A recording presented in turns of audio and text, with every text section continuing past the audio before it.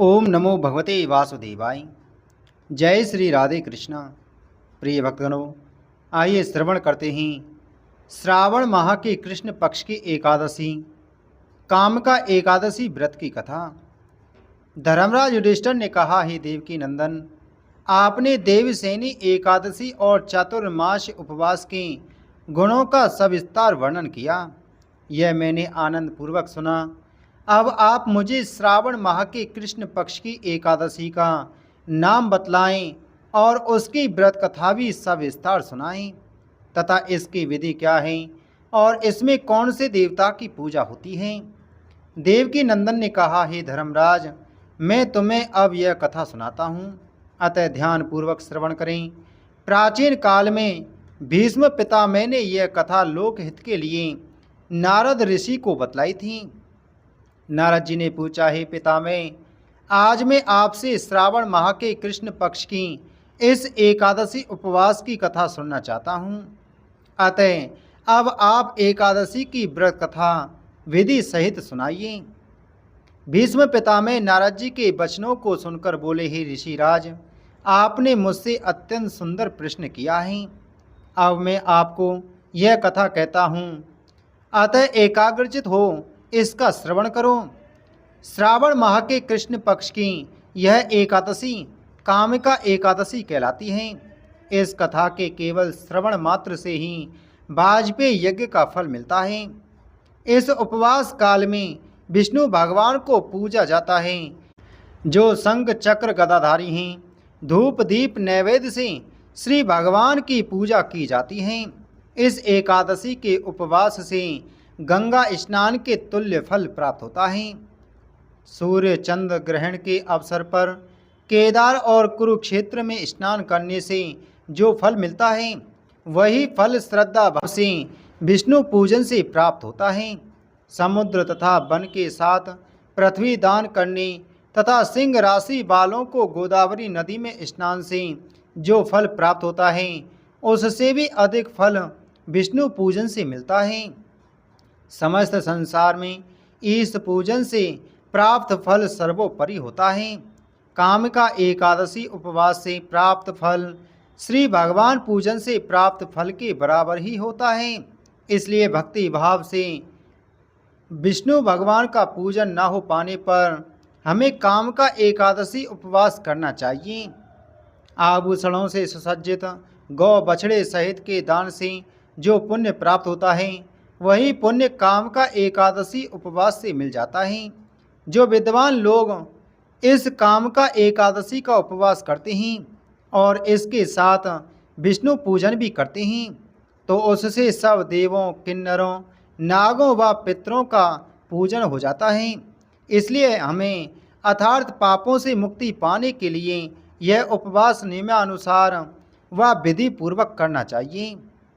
भव सागर के दुखों से घिरे हुए मनुष्यों को मुक्ति पाने के लिए यह कामिका एकादशी का उपवास अवश्य ही करना चाहिए। कामिका एकादशी उपवास की अग्नि के पुण्य प्रभाव से सारे पाप समूल भस्म हो जाते हैं।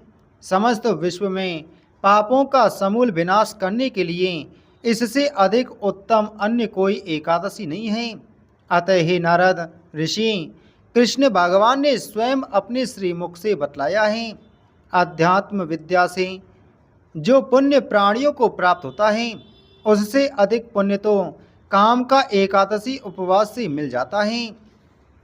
यह उपवास मनुष्यों को मरते समय नरक में जाने से बचाता है। अतः यमराज से सामना भी नहीं होता है। इस एकादशी उपवास के पुण्य प्रभाव से कोयोनी भी नहीं मिलती है। अतः मरणोपरांत मनुष्य देवलोक में ही जाता है। तुलसी से श्रद्धा पूर्वक भगवान विष्णु का पूजन कामिका एकादशी उपवास के मध्य करने से भव सागर में रहने वाले प्राणी का मन मोह माया में लिप्त नहीं होता। वह जल में रहने वाले कमल पुष्प की तरह संसार से विरक्त रहता है। विष्णु भगवान का पूजन तुलसी दल से करने वाले का पुण्य 1 भाग स्वर्ण और 4 भाग चांदी के दान के पुण्य के समान होता है।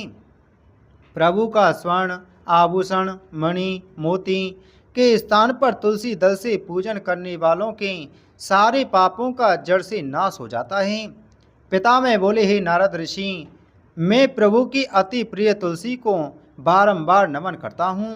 तुलसी के केवल दर्शन मात्र से ही मनुष्य के सब पापों का विनाश हो जाता है और देह से तुलसी के केवल स्पर्श मात्र से ही मनुष्य शुद्ध हो जाता है।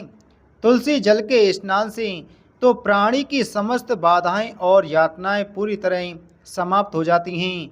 श्रद्धा पूर्वक भगवान के चरणों में तुलसी जी को जो अर्पण करता है वह भवसागर से मुक्त हो जाता है। काम का एकादशी को रात्रि जागरण व दीपदान करने वालों को प्राप्त पुण्य का बखान करने में स्वयं चित्रगुप्त भी असमर्थ हैं।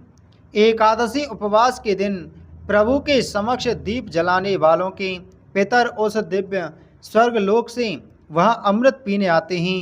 प्रभु के समक्ष जो भक्त घी या तेल का दीपक जलाते हैं तो उनको सूर्यलोक में जाने पर हजारों दीपकों की रोशनी प्राप्त होती है।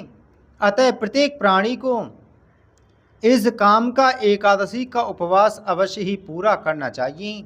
इस उपवास के पुण्य प्रभाव से ब्रह्म हत्या आदि जैसे बड़े बड़े पाप भी जड़ से समाप्त हो जाते हैं।